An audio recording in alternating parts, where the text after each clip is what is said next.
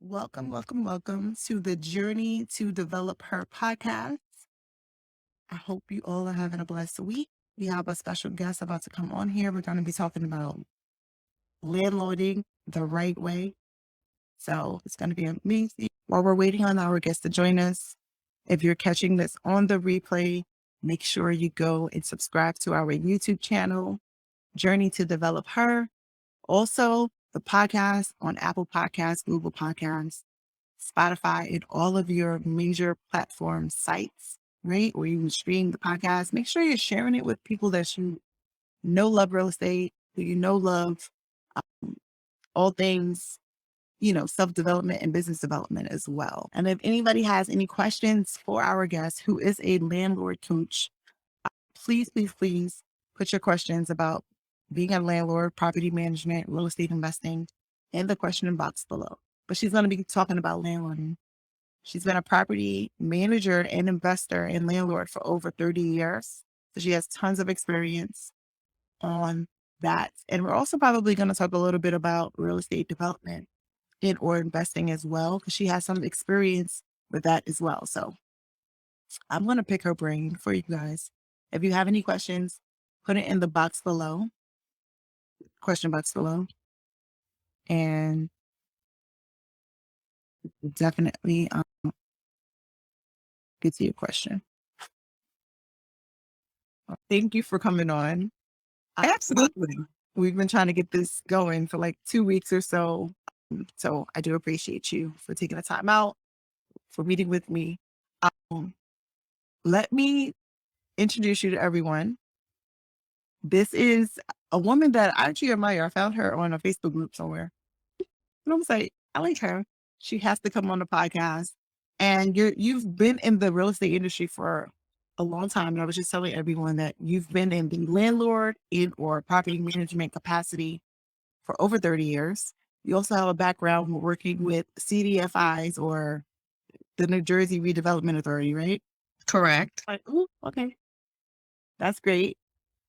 So we might ask you some questions about that later on because, of course, this is a real estate development podcast. So I'll probably ask a few questions on that just so people know how maybe they could go about doing certain things, especially with dealing with that authority in New Jersey. But of course, the topic of today is landlording the right way. You are a landlord, you are a investor and a landlord coach, and you have your own platform and programs that you do allow people to work with you. So that's amazing. So tell everyone who you are and whatever I left out, what you do. Absolutely. Thank you so much for the invite. Social media has its benefits, and it allowed us to discover each other, cross paths, and get me to share and pour out to you and your audience. So, in my bio, one of the things I start out with is that I am a creative soul, number one. My background and most formal training is as an artist. I am a recent retiree of a 23-year 9-to-5 career in real estate development, which was a phenomenal experience helping redevelop urban communities across the state of New Jersey. And simultaneously, my husband and partner and I, as we were working on 9-to-5 jobs, built a real estate business. And I consider myself on fire. I was a podcast guest on a podcast when I first retired. And the acronym that the host used was, he invited people who were on fire. And that meant financially independent through real estate. So I like that. I embrace that. And I'm here to pour out and share. I have been in property management for 38 years. One of our products is called LL Docs 30, which is Landlord Docs 30. And I kind of gravitated towards 30, but I sat down recently under the instructions of one of my coaches.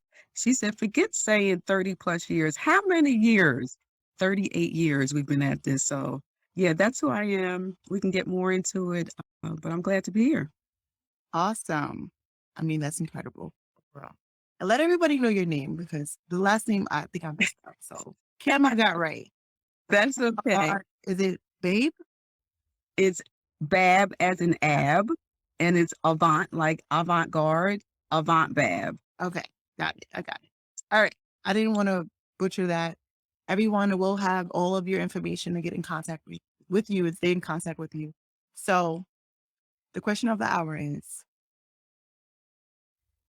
what does it require to become a successful landlord?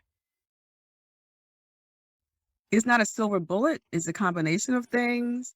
One answer that I always give is the secret sauce is screening, screening, screening. I teach that to my clients. We have employed that for the 3+ decades that we've been managing properties. I use that. I use a lot of acronyms and just correlations. You have to become a private investigator. Somebody wants the keys to your. It's like getting married. So the secret is taking the relationship very seriously, in that you have to date them, you have to investigate who they are, you have to determine if you like them, if you have chemistry. Of course, working within the boundaries of the law, and then incorporate your traditional screening steps. I check social media, I visit where they currently live if that's convenient. Of course, employment verification, previous landlords, and the whole list. I have an 8-step process to our screening process. So that's been the secret sauce in our experience, in addition to some other things, but that's like the front end of, entering into that relationship, finding a good tenant. I agree. Trust me. And I never went on anyone's social media for my own tenant, but as a realtor, I have, just to see Mm-hmm. Mm-hmm. person before. Mm-hmm. But as a landlord, that's actually a great idea. That's when you're gonna really see who they are instead of seeing their representative, right? Yes, yes. And I'm on all social media. So I'm on all social medias. I'm Googling their name. Just, and for an exercise, Google your name and watch what comes up. So as a part of the application and screening process, I'm Googling them. I'm just turning every leaf in every book to get a sense of who they are. Makes sense. So everyone, if you're just checking or coming on, we're here with, I'm gonna call you legendary because you've been in the game for a long time. But we have Mrs. Kim Avant-Babb. All right. And we're gonna be talking about all things landlords. She has her own academy, her own community geared towards making sure you are a successful landlord. So you definitely want to start following her. Matter of fact, if you're not following myself or Mrs. Babb, make sure you do that right now. And while you're at it, Please call me Kim. Please call me Kim. okay, Kim, that's better. Yes. But yeah, if you're not following me, Deontay, or Kim, make sure you go follow us right now. And stay connected. And we're talking about being a landlord, and we're in I don't even know what's in the future, but we're in a unique and new territory when it comes to real estate and landlording. But one thing we know for sure, that the rents are not really going down. They're continuing to increase in many parts of the United States, and they're now evicting individuals, at least where I am, they're evicting individuals. So there's no more COVID excuses or leeway or whatever you had going on. Of course, there's people that are really suffering out there, but unfortunately, the courts don't care. I'm just telling you what it is in many cases. So, what is your advice for people who are landlords? They got burnt by the tenants Mm-hmm. during COVID. Mm-hmm. It's not every tenant, at least in New Jersey. I don't know where are you in Jersey or PA? I sleep in South Jersey. Our investments are in Philadelphia. Okay. So you're in the same state. So not everyone who applied for the rental assistance program was awarded the grant or the money to pay their back rent. So it was a lottery, right?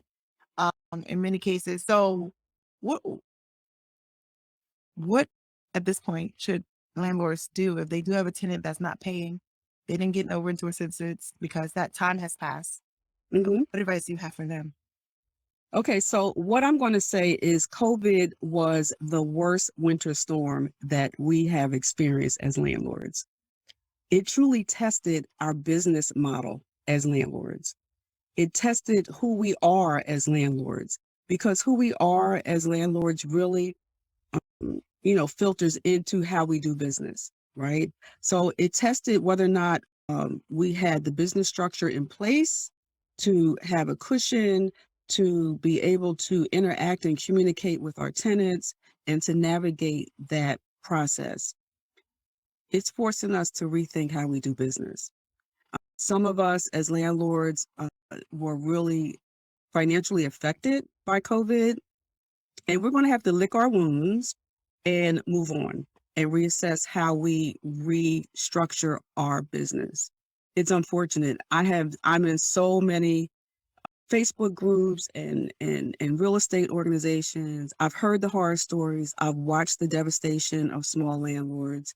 It really motivates me to be even more passionate about teaching the rudiments of how you manage your property.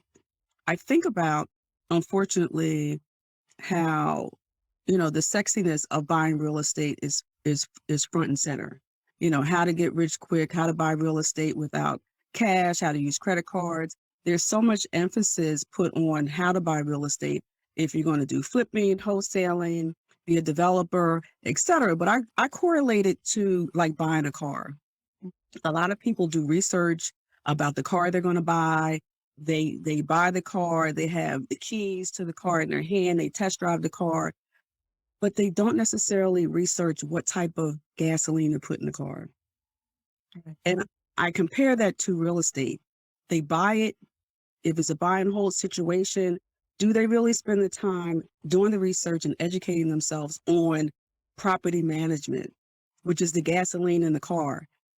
And unfortunately, that's the lesser area that they focus on, and that's where they get tripped up. And with COVID, it's really tested them whether or not they have the acumen, the skill set, and whether or not they've structured their business to weather the storm. Because Philadelphia in particular is a tenant friendly state. Uh, and with COVID, there have been so many, as we know, eviction moratoriums in place. New Jersey had the longest one. It just expired actually December of last year. So it really was a test of our ability to navigate difficult times. Yeah, I agree. And just for those who might need rental assistance, are there any programs that you know or grants that you know that are still compensating tenants or landlords in either state, New Jersey or PA? Not that I'm aware of Philadelphia, their eviction diversion program, their rental assistance programs. Of course, they were oversubscribed. They ran out of money. They got additional tranches of money, but they have such a backlog of applications and requests. The prediction based on the organizations that I belong to, and if you don't belong to HAPCO in Philadelphia or a real estate a landlord advocacy group in your state or region, I would suggest that you connect with them, because for HAPCO in Pennsylvania, they had their finger on the pulse and kept the landlord community up to speed on how those rent assistance programs were funded, how they were depleted, and really created a realistic expectation as to whether or not you were going to get compensated or your application was going to be, um, you know, um, uh, funded. So you really got to stay connected with the network that's really advocating on your behalf. I agree 1,000%. And I see some people coming on. Go share this live with like 10 people right now so we can get these numbers up. And also so you guys can learn about being an investor, how to navigate through, like Kim said, well, she said probably the coldest winter, but this has definitely been a long winter storm of COVID. And then now we have this war. There could be another COVID or something worse coming, right? Clap a bit, but it could happen. How are you going to pivot and navigate through being a landlord, protecting yourself as an investor, your livelihood? Okay. This is your livelihood. This is your legacy. So if you place the wrong tenants or whatever the case may be, you can set yourself back a number of years, right? Everything that you work so hard for, you can lose it if you're not pivoting or being strategic at this point, right? Mhm. Mhm. With how you're investing. It's easy to get the property. Maintaining it is the issue, right? It's actually easier to buy the house at this point versus maintaining and staying afloat and stabilizing it. So this is why this podcast is very important. So go share it with everyone that is interested in becoming a homeowner or is already investing and landlording, right? Now, you brought up the topic of property management. Now, do you encourage your students to self-manage or to outsource those services? I don't encourage them to do either one. What I encourage them to do is look introspectively.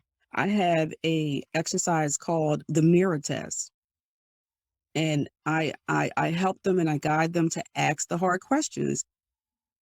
There's a quote by a real estate developer in Philadelphia called Dan. His name is Dan Harvey, and I use the quote all the time. Landlording is a skill set. So when I coach my clients, I have them ask themselves the question, do I have the skill set? Do I have the personality? Do I have the business acumen? Do I have the patience? Am I too soft-hearted? They have to answer those questions. And so if they feel that they want to learn, I'm here to guide them through the process and to, acquire some skills. If they are not, and they admit it, I have some clients who say, I don't want to do it. I don't have the skill set. I want to hire a property manager.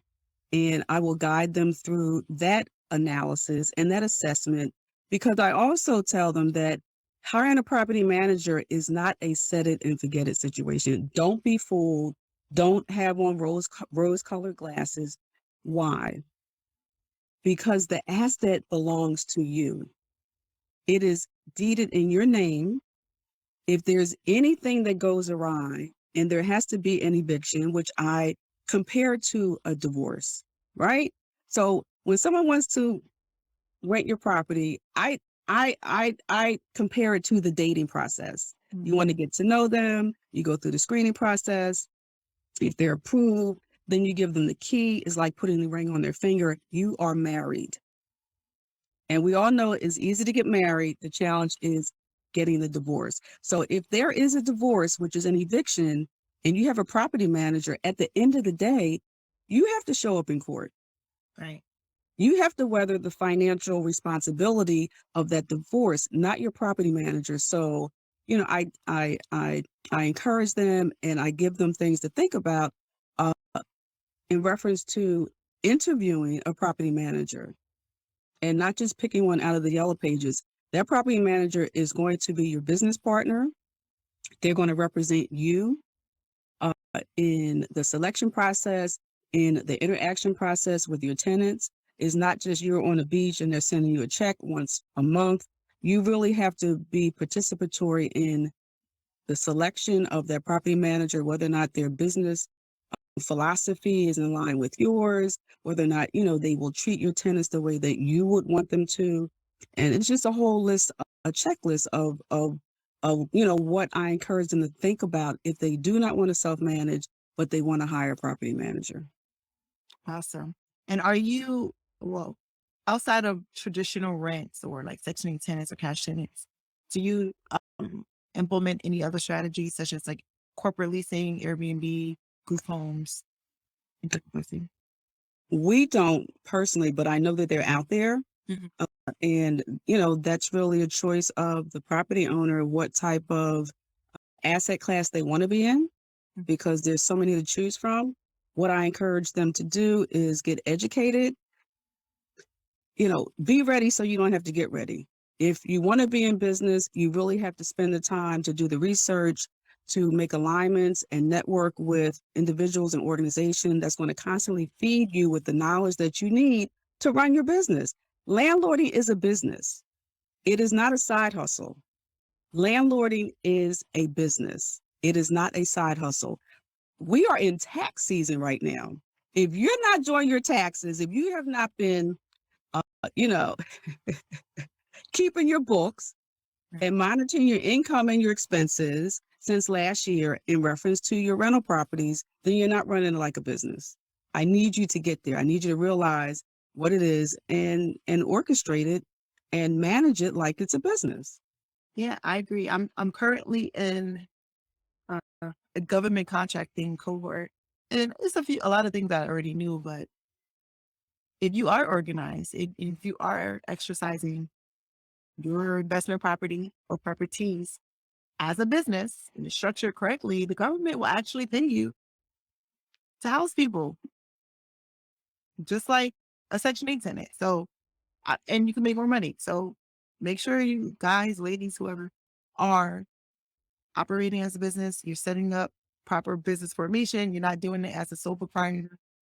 Get an LLC, get a tax ID, get a DUNS number, um, and start operating as such, especially if you want to make money. And what I'll add to that is that, many of us find ourselves in, owning rental properties coming from, different places, right? Some of us may inherit properties, some of us may purchase properties, some of us may be given properties. So we don't all start at the same place. And what you just mentioned triggered where we got started 38 years ago. We had no intentions in being property managers.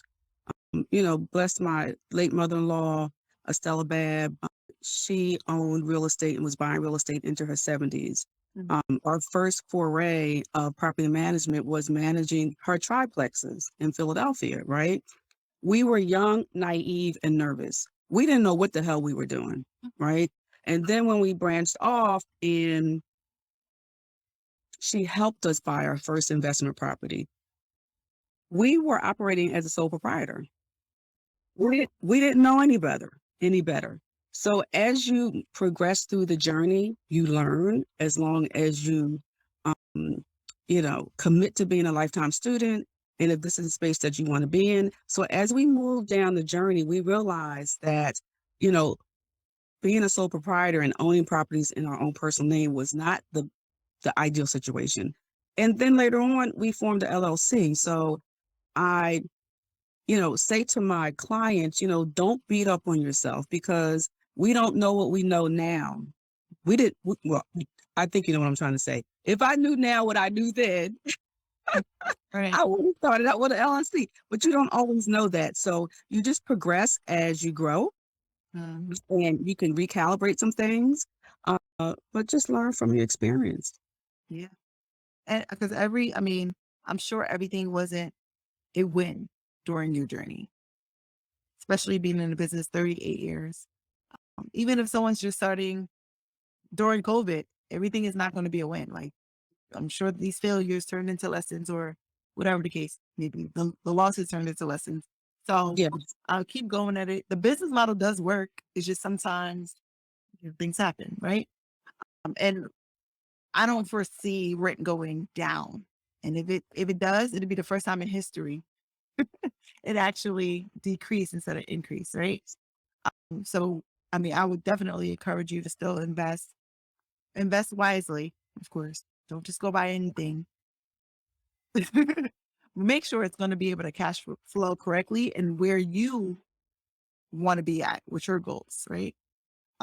And reach out to Cam, myself, whoever that you trust and believe in to help you on your path. Your realtor might even be the person, um, but just make sure you know what you're getting into. Now, if someone wanted to just get into real estate as a property manager, what's some ways they can actually get started? It's really state by state. I'm more familiar with the state of Pennsylvania. Okay. And my understanding based on research, because I get the question often, will you manage my will you manage my property? I say no. Okay. We only manage our own portfolio. So in Pennsylvania, you have to be a broker or under a broker in order to manage other people's real estate. Okay. I would encourage individuals to do the research, based on their state law and, go through that process and make sure that you're legit in doing it.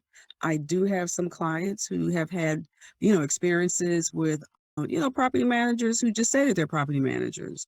And, the landlords don't know the law to know that you need to be a realtor under a broker or a broker in the state of Pennsylvania. So again, it's about being an educated consumer, but it is state specific. Yeah. Certain states are a little different, like New York specifically, you can just be a property manager. Okay. You have to get licensed as that. New Jersey, I can't because I'm not licensed in New Jersey, so I don't really know. But New York is a little different. And if you go through that certification, they actually allow you to become a broker without going through the whole class. I'm like, that's it. Ooh, Yeah. that's interesting. Yeah. But yeah, so I guess everyone, depending on where you live, like she said, do your own research, contact whatever the state boards are and ask all the questions on how that specific state works. But no, I said, let me ask. And I'm glad to know that PA, you cannot do it. Yeah. Because I know people that go into property management by doing Airbnb. So guess they're not doing it in PA. They must be doing it unless they're licensed, right? Must be doing it in maybe other states. So that's good to know. So let's also talk about, you know, your, I don't want to say 9 to 5 job history, but let's talk about what you did over the last couple of years working with the RDA. NJRA, New Jersey Redevelopment Authority. Thank you. The New Jersey Redevelopment Authority. Correct. Talk about what was your role in that position and about the programs that they actually have. Well, you're not really working there now, but just in case people on this line didn't know they existed and didn't know what they did for urban communities and urban developers, excuse me. Sure. So I retired during COVID in September of 2020 as Chief Strategy Officer at the New Jersey Redevelopment Authority. The NJRA is independent state finance authority that exists and was created to provide additional financing and technical assistance to urban cities across the state of New Jersey to help them rebuild their commercial quarters. So the NJRA is basically like a bank. They were allocated millions of dollars, over the past 2 decades to finance real estate deals, to rebuild commercial quarters in urban cities like Elizabeth and Newark, Camden, Willingboro, all over the state of New Jersey. So that's the mission and the mandate. And then on the technical assistance side, I spent the last 14 years building a accredited regional training institute. Why? Because as a lender, as a bank, we would get approached many times by nonprofit developers, local organizations, and even municipalities who wanted to redevelop their commercial corridor, but did not necessarily understand the rudiments of how to do redevelopment, how to structure the financing, and the steps to redevelopment. So we created a training institute, a hub, where instead of sitting across the table from them and saying, Pastor from ABC Church, I know you have a CDC, which is a community development corporation, and you want to redevelop, the square block of your church, you don't understand redevelopment. Right. Instead of turning them away, we suggest that you come and attend the Redevelopment Training Institute. And it went from, so during my 9 to 5, I was an entrepreneur outside building a real estate company, but also an entrepreneur building a company within the New Jersey Redevelopment Authority, i.e. the Redevelopment Training Institute. Certainly a crown jewel in my career. We trained thousands and thousands of attorneys and planners and mayors. People attended the Redevelopment Training Institute from 9 or 10 states around the country. So it was really a hub for learning and understanding what the redevelopment and real estate process is all about. Now, does that program still exist? The Training Institute, yes, it does. Okay. So everybody go watch the replay. go take notes, and Sure, you'll absolutely. find them online. Um, because she's not a part of that organization anymore. But Yeah, but it is still going strong. right, As a matter of fact, they just had, with COVID, so much is virtual. I think it was last week they had a forum around development, and I think it was focused on, the impact of COVID on development. So yeah, it's like it's legacy, right? So taking something and building it and leaving a legacy is having, the ability to have it still function when you're not there. And so I'm proud of that. I started at the organization as a community organizer, if you will, working on the ground in communities across the state, like Asbury Park and Neptune and other places, meeting with all the stakeholders, having strategy sessions around what their vision was to rebuild commercial corridors like Elizabeth and Jersey City and West New York. And then I moved into finance. Again, being a lifetime student, educating myself about how you structure deals, finding deals for us to finance, and then moving into business development and building a training institute. that's awesome. That's incredible. And Yeah. thank you for coming up with that program. Um, I did take a look at the website when you and I connected. Actually, I missed that training. I paid for that training. I didn't go. Thanks for but it's fine.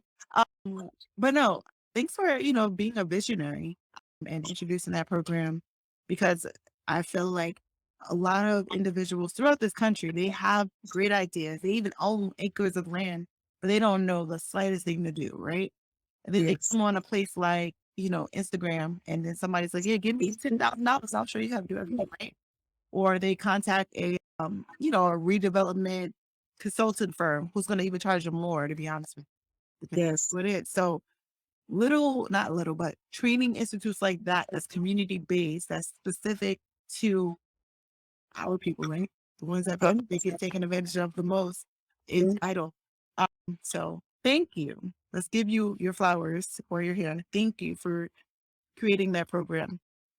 You're welcome. You're welcome. And part of the thought process was making that training institute accessible. Everybody is not, some people are intimidated by, the college walls and being on college campuses. So we wanted to make it more so approachable and, just welcoming to any and everybody who wants to learn about real estate development. That's awesome. That's awesome. And what we're talking about developing and construction, let's talk about like when you're landlording, Mhm. that thing updating your kitchens and bathrooms, how that can actually bring in a return, right? So what are some tips, if you don't mind sharing, on like, getting the most rent, right? By doing minimal upgrades. What are your advice or tips on in that area? So at the forefront of that response, our company's mission and commitment has always been to provide quality housing for our tenants at a competitive rate based on the market, right? Mhm. Um, Number one driver for us is, as I mentioned, really, really utilizing the secret sauce of screening and looking for tenants who we want to welcome into what we call our tenant community. So we built a tenant community. It's not a haphazard environment where people, just strangers, live in our properties. While we are friendly, we're not their friend. It's a business relationship. They're really our on-site property managers. So we want that environment to be welcoming to them because where we live is really important to us in our individual space, right? So that's the philosophy that we start off with as a company, their properties. And so with that, we want to make the environment comfortable, healthy, and safe. We have had tenants with us. Our longest tenant has been with us for 14 years. Okay. Ah, Right, right. So when we talk about upgrades, renovations, It's our responsibility as landlords to maintain that asset and give that customer, what they deserve for the rents they're paying us every month. It's our job to monitor that property, to maintain that property, and to be responsive to our customer. One of the second prongs or core values in our company is impeccable and responsive customer service. We are, if we get a call, like we try to respond within 24 hours to anything that's going on with our properties. Why? Why? Because the property is our asset, right? We just had a situation for the first time in 38 years of managing real estate. And I did a reel on this on Instagram and got just an enormous response to it. But for the first time, we got the call from our tenant that they had bed bugs. It was like, oh no, we got the call. Like the pest control company that came out and managed, it was a very light infestation. It was not major at all. He said, you're lucky.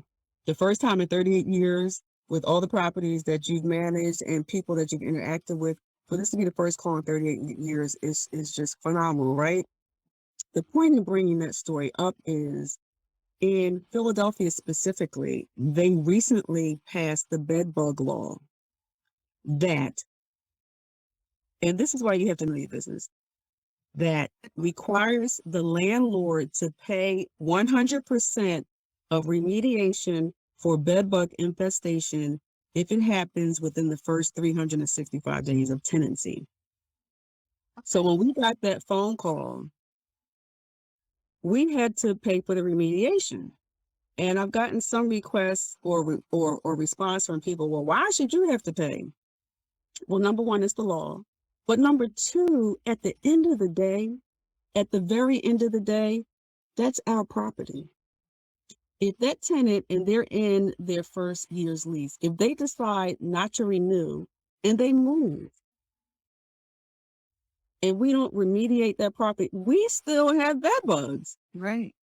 And the law requires us to disclose, the fact that we've had bed bugs to future potential tenants and have the documentation confirming that it's been remediated. So the onus falls on us. Right. And landlords. So, it's really important that we understand the law and that we are compliance officers.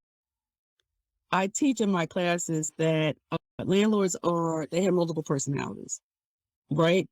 They're the compliance officer, they're the good cop, the bad cop, they're the investigator, they're the cleaning crew. Like we do everything, small landlords, right? So that's a fact. But when we talk about, how do we upgrade, maintain, and maximize the potential income from our properties, we have to monitor and see what repairs need to be done and make decisions. So the one tenant that has been with us for 14 years, of course, we want to make sure that property is habitable and comfortable. So we just recently made an investment and had the entire house painted. We brought in professional painters. And that's a challenge when someone lives in the property. Mm-hmm. But we made the investment and we did it. On the other hand, we have been moving through a cycle of upgrades on our rental properties on the turnover. When the tenant decides to move on, it's easier to do upgrades on a vacant property than when someone is in it. We have, and if you go to my Instagram page, I just actually did a walkthrough of the current property that we are upgrading right now. We put in hardwood floors on the second floor, modern wrought iron railing. We're updating the backsplashes in the kitchen, stainless steel appliances, etc. So we did an assessment and an analysis before the tenant moved out and created a budget and decided what kind of upgrades we were going to do. And, what our competition was also offering in the marketplace. Because that's our job too, as investors, to see, what our competition is. Because when we list the property, we're competing against other landlords, and we want our asset to be competitive. So that's another way how, that we determine what kind of upgrades that we're going to do. Sorry, I got a lot going on in my background. That's okay. But no, I'm listening. Yo, that's definitely, I agree with that 1,000%. And I personally tried to do a whole rehab in an apartment or a house, excuse me, with a tenant, and didn't have had, had to cancel some things. I'm like, I'll just wait until you leave. But again, I'm sorry, just to intersect there, but think about a tenant that's been with you for 14 years who says, every time I call to see if she's going to renew, she doesn't let me finish the sentence, and she says, I'm not leaving my house. that's how. So, yeah, which is fine. But as a property owner, how do you still know that there's not going to be a vacancy, that this tenant, has a lifetime membership to your tenant community and they're not leaving, but you still want to make sure that you're maintaining and sprucing up their property. So you kind of have to work around that. Right. And I'm assuming you would recommend what else? So let's say, what are some of the things that you would add in your lease to make sure you can manage, how the tenant is treating your property, right? Do you add some caveats in there, like give me access every quarter so I can do an inspection on the property? That's an interesting ask of a question. And I believe that, our personality as business owners, as landlords, and our move-in orientation backed up by our documentation really sets the tone. And I teach this to my clients, like, you have to figure out who you are as a person and how you're going to interact with your tenants. That's backed up by your documents. So Landlord Docs 30 is a landlord property management document bundle that we introduced about 4 or 5 years ago. And it has all the documents for you to manage your property, from the application to the actual lease document, which ours is a 10-page lease document. All the documents have been legally reviewed and approved. It includes a script of questions that you can use when you call their previous landlords with an S. Okay, you want to talk to as many landlords as possible. It has a script of questions that you would ask their employer. It has all sorts of addendums that are included. The Landlord Docs 30 bundle was created over the 3 decades that we were growing and learning. Whenever we encountered a situation with a tenant, we created a document. For example, we had a couple that lived in one of our properties and they decided not to renew their lease. Okay, fine. They gave us the notice.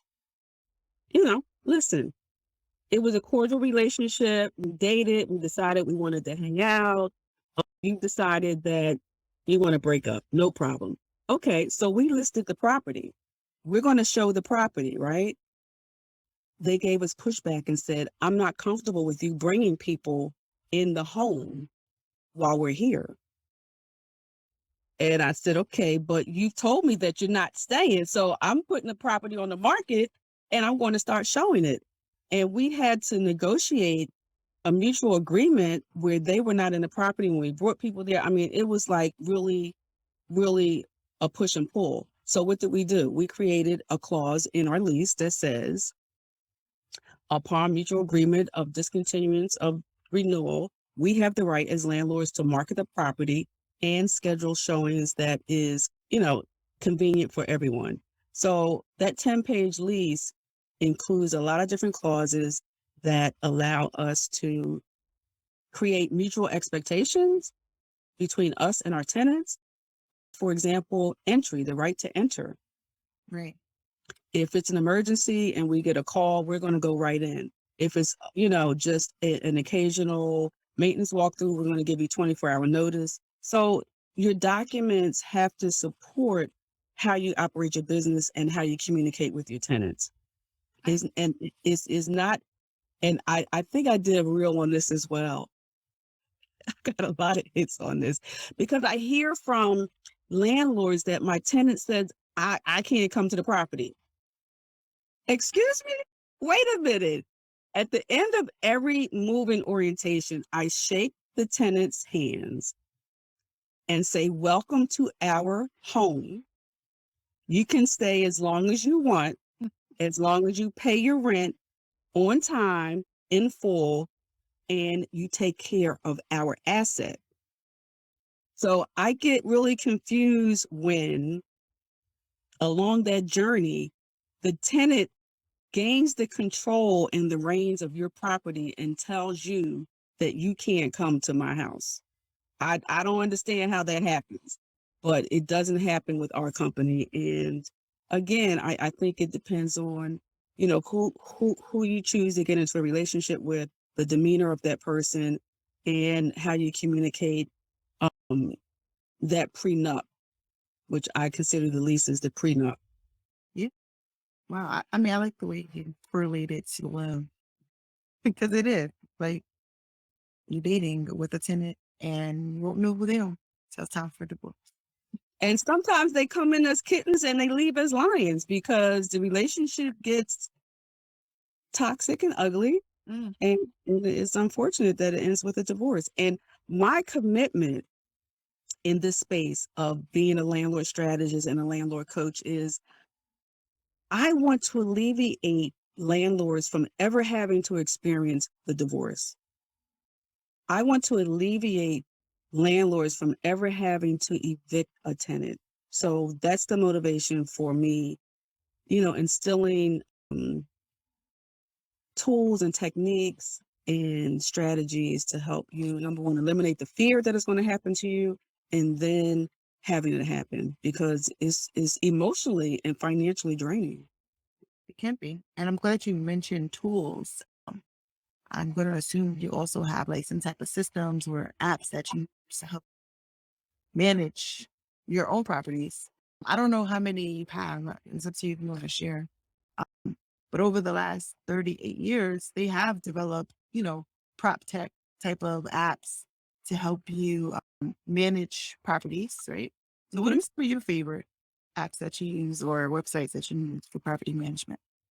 So we use Tenant File, which is an online property management system, and it's really your preference. And it should be something that you all Buildium and Apartment.com. There's so many property management systems out here that are available. So you need to do your research, see which one feels good to you. You know, depending on if your appetite is okay to have all of your information up in the cloud or not, which we're not. Tenant File allows us to have total control of all of our information and data. But it's really up to you to like do the research and see what feels good to you as far as a property management system. So, but you need a system. You absolutely must have a system. Now, what I'll say is we started out young, naive, and nervous. We used an Excel spreadsheet, right? When we first got started, but then started exploring different property management softwares and systems. But you definitely need a system, especially right now, tax season. Like you need a system where you can run reports. You can do P&L statements. You can look at, all your expenses, your balance sheet. So those softwares allow you to run those numbers and know where you stand. What I do offer to my landlord clients, and I just launched the first landlord cohort training program. I was just about to ask you. I know you just launched one, but is it too late to join that one, or do you have another one coming up? I think you do, right?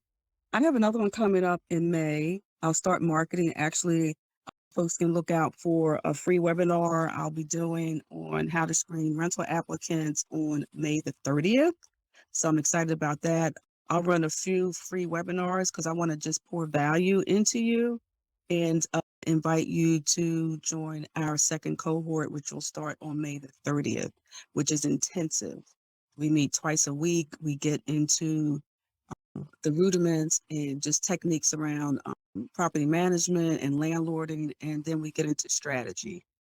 It's really chock full of nuts. Plus, you get a lot of different tools and systems and bonuses, like the landlord financial dashboard, which is an Excel based document that we've developed over the 3 decades that really complements whatever kind of property management software that you're working with.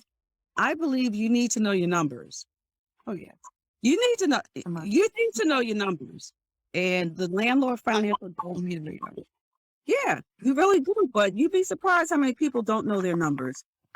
Not necessarily only and singularly connected to how much your rents are, but when we talk about wealth building, the value of your assets, how much equity you have in that property, when you purchased it, the balance of your existing mortgage, if you have an existing mortgage, and how your real estate portfolio correlates with your personal finances and what your net worth is. So that's what that product, the landlord financial dashboard, will provide for landlords that participate in our program, and just a bunch of other things as well. I love that. I love everything you're doing. Um, don't be surprised if you see me in the cohort. Come, absolutely. But no, I definitely encourage those who do want to become homeowners, you want to house hack, you want to be investors or whatever you want to do, developers even, right? Because you can build to rent. Definitely check out Kim's program. Definitely start following her and, watch her reels because I'm about to go watch them. She gave us some great insight about the New Jersey Redevelopment Authority. So and those courses are pretty affordable. I think I saw some for like $10. So go check it out. So thank you so much for coming on the podcast, everyone. Make sure you go follow her again. Make sure to catch this replay. Go to journeytodevelopher.com or Journey to Develop Her on Instagram, of course. We're on YouTube. This episode will be on Spotify, Apple Podcasts, and Google Podcasts, and all the other major platforms out there. So make sure you go watch it, go share it. We do have a question after I just gave that whole spiel. Absolutely. My sister in Christ actually asks, is this only for experienced or new landlords too? I work with aspiring landlords and existing landlords, and particularly small landlords who own under 20 units, because I feel that, the service and the assistance and the preparation needs to be there for them. So no, you don't have to be a landlord. I do work with aspiring landlords because they want to, buying a brand new car analogy again, they want to figure out what kind of octane they need to put in this car before they buy it. Mhm. So before they buy that first rental property, they want to understand property management. And kudos to those individuals who want to be ready and not have to get ready. Yes. So my sister Shay, she's definitely ready. She's probably going to really be ready to move in like the middle of summer, end of August. But she's like, no, I need to know everything now. Yeah. So I have the cohort, which is group coaching, but I also offer one-on-one coaching. You can go to my Instagram page and sign up for a free 15-minute consult as well. We can have a conversation, see where fit is and how I can help you be successful. Awesome. So she's gonna be definitely I'll calling you, I'm sure, or setting up that consult. So thank you again for taking the time out. You'll definitely be hearing from me personally very soon. So again, don't be a stranger and we will talk soon, all right? It is my pleasure. Thank you so much. Bye. Bye.